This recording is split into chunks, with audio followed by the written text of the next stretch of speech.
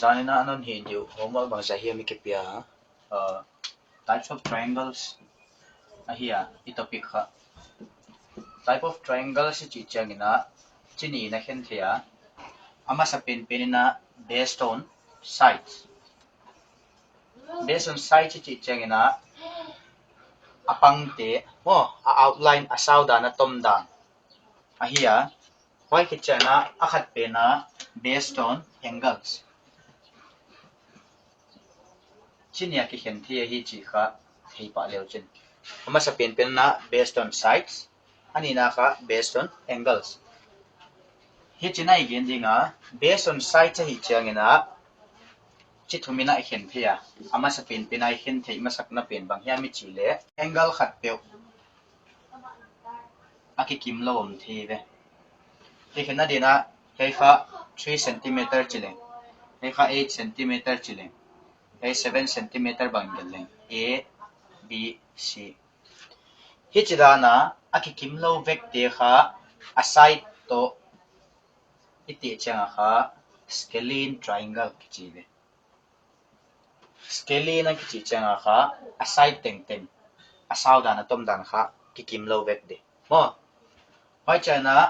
triangle chi tuam kha tom no na hiai tu bang hiam mi chile te khena dina hai kha 6 cm helam le 6 cm ide helam le 6 cm ide hucha asau dan atom dana ki bat vet chianga kha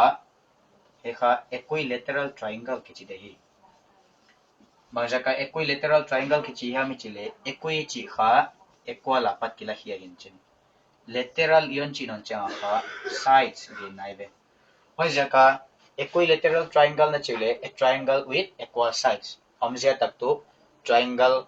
aside akil teng teng ki kim vek di chi na hi hoi changina atop na bending na triangle dang khatam no na ti kena dina helambang 7 cm chile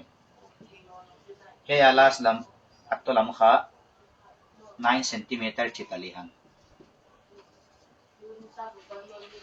yai teng kha hiai to hiai ki kim chi nai ve triangle him na changuna triangle ni bangi chana kipia hiai to hiai ki kima hile a marking teu kha engi gele chin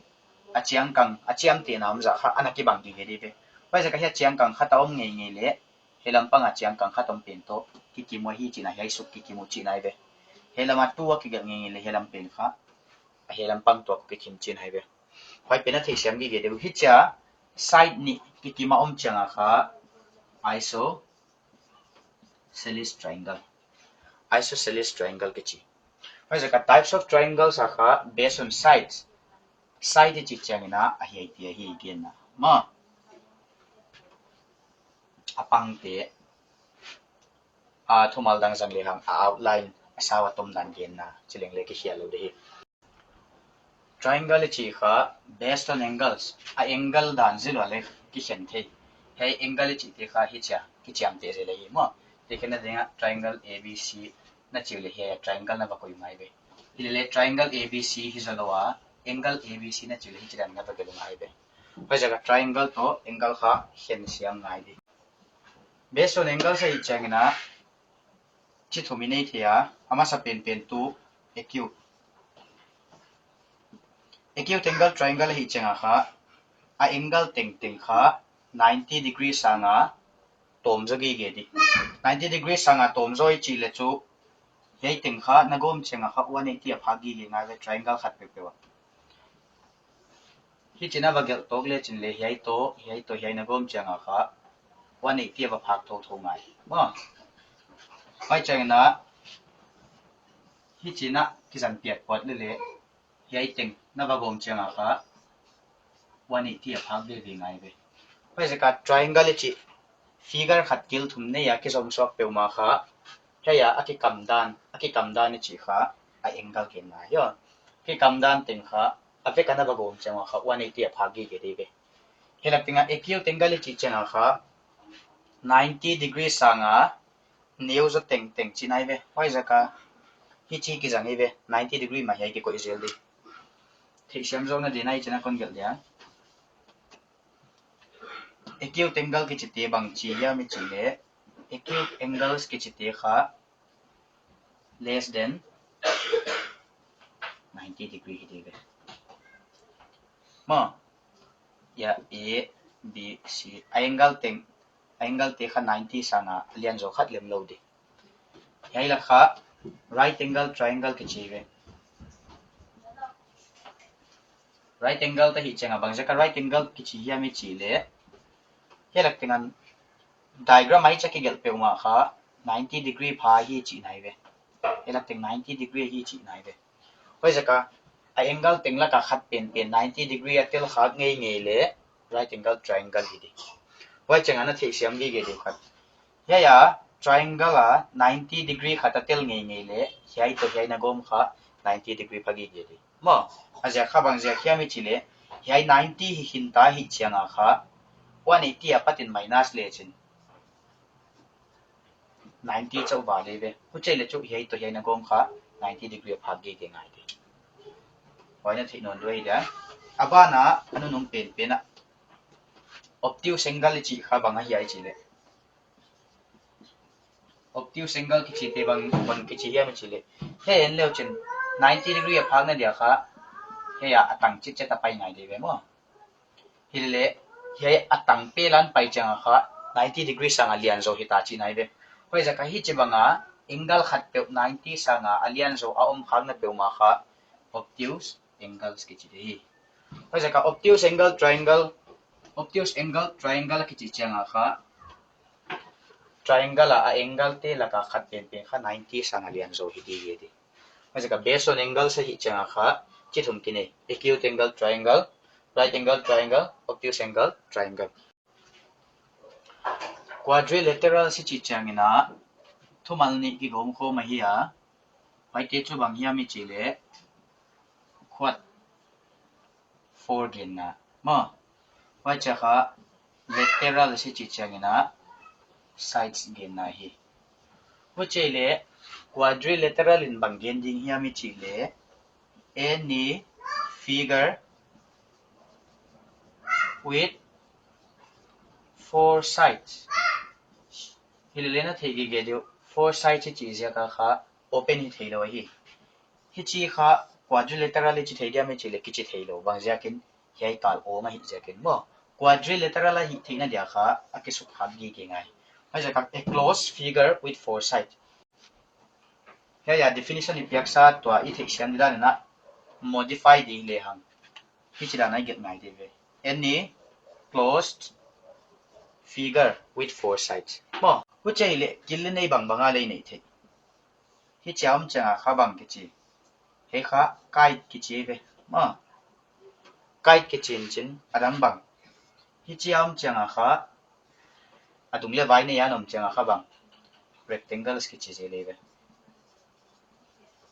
wai changena hi chi da na pain hi chi da na asai teng teng ki kim teng kha bang ki chia le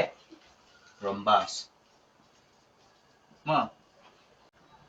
hi chi te kha bang ki chia le trapezium ki chi mo wai banina ya side ni ki kim mo ya hi chi na hi sakle hiai to hiai ki kim di hiai to hiai ki kim ma hi ngai ngai le chu that means this will be a parallelogram so parallelogram chi bang hiam chi le parallel apat ngai to le che hu che hi le quadrilateral no ya kha parallelogram kite trapezium rectangle rhombus chi te khomom di chinai be hoi ban he quadrilateral no ya he za ai hen kha hen son thei lai be bang jakin he parallelogram chi banga hia chi kha i enjol dinga square chi te kha asai teng teng ki kim di mo akil teng teng ki kim di a b c d hoi ja ka hi chale ki gel thei be AB equal to BC equal to CD equal to DA. Bangsa ke equal to kiko inan non hiya me chile. Hiya AB ki kalha 2 cm hi ngai le hiya equal to ambe kai changa kha AB tangin 2 get leo chin. 2 equal to BC equal to CD equal to DA chi nai be. Hu chai le chu hiya ting ting le 2 cm to ki kim be ko hi chi nai be. Thi siam ya. hoi jaka square hi changa kha asai teng teng ki kim di avek vek an piak ngai lo hei figure khat pe chinang ki draw hen la me lom lo sim le le mo asai ki kim lo bang sim le le this is a square on ki chi a and the side is 2 centimeter ai ke le maybe 12 centimeter on chi le poi lo khat chawon piak wa square hi che mention na ko again khang na ku le chu helam le 12 fidi helam le 12 fidi helam le 12 fidi a question on piak tom se singai lo bang je ki ai chi le square kha side ting ki kim gi ge akil te ya apang te apanga line ke zik te kha ki kim gi ge asaw da na tom dan ki bang gi ge chinai be hoi ja ka hi chale ki ge zem hoi ba na dina to ki bang simina rectangle la pen to ki bang simina square ki get na le kha hi ayom gi ge de be omzia tak tu rectangle to ki banga hei pen le 90 degree hi gi ge de kil te oh wo chele parallelogram no ya diagram chi bang zai nei ta ai chi le kha diagram chi ni ki nei ta mo is hiat ma sa pena rectangle ani na bang square hei ka a property teng temu aveka en nai lo hi a detail zo khonunga en di ai ko use kina parallelogram laka athum na bang hi dia mi chi le abcd hei kha banga le figure trapezium mi be a chi le trapezium ki chi te pe ma kha close figure four side hidi mo and then one pair of parallel lines baje ka four gen to no kaya mi chile quadrilateral ki chikin mo quadrilateral ile cho four side by pen thik sa kon ko yuta hi mo chile trapezium ki chite bang hiam mi chile any closed figure with one pair of parallel lines hei to hi kha agam la da no ki bang gi ge di chin hai ve mo chile chu trapezium hi changa kha bang chigal di ham chile ab parallel to cd hei kha class 10 khong 9 khong a kha triangle chap tarai ke le why mensuration khong mo why khong a boy na boy pi di wai saka kon gen kai kha thi mi hi fu chei le chu ab to cd kha parallel di why changa na the gi ge deu khat kha he diagram en leo chin kha ab parallel to cd ki che be fu che hi le a diagonal bang draw ta chini hi chang pai ta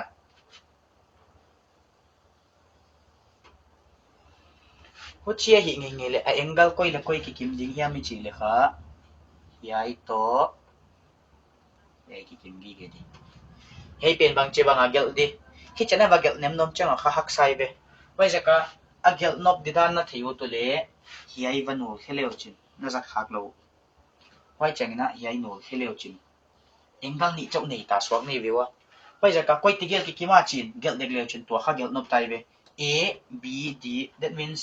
angle a b d will be equal to hey apian bangale b d c na chi hiam he lama na pat le c d b na chi hiam mo angle c d b yai da na na bagel khia zel be hu chelo wa he aside te na ba nol man ke le hi chanon ko imo kule to angle bang jana ne le hele khat nei hele khat le hele ka le khat nei hele khat ni wai jaka angle tam piomin koi pena ka wala be chi khazong hazong boy the hu chei le chu hiya ya na zat lo ting ting kha nul khige igi le te na nga dia kha zang khai đi về mo hi cha akam to parallel line ni akam to khate kha transversal ki chebe hu chi banga line ni parallel a om nge nge wa akam to khata om nge nge le tu bang hiam na thei din chi le kha ya alternate aki hel chi nai ve alternate meaning kha ki hel ai ke le ki he le chi le chin poi nam lo mo thik siam na di na le he dan gal mai ni alternative ji chu helam panga khatomin heya alang khalam panga ki helge hu chei le chu alternate angle si chi chenga kha line khatin a phel kap kha a ki hel to angle tigel kha alternate angle si he khana thi gi ke dio khabe ko repeat thak dia line ni ab to cd a ki parallel hi a ki chi nunga kha yai tigel kap to kha line khata pai nge nge le ya to yai kha ki king gi ge di hi chi le hi thei ve hei to hei khai china paisan ni a b c d hei tigel parallel hi a ki chi nge nge ya hei tigel kap to kha te hena dina hi china line khata pa ya ki chi nge nge le angle koi koi ki kim dia chi le hei le hei hi thei ve tu na ino le hi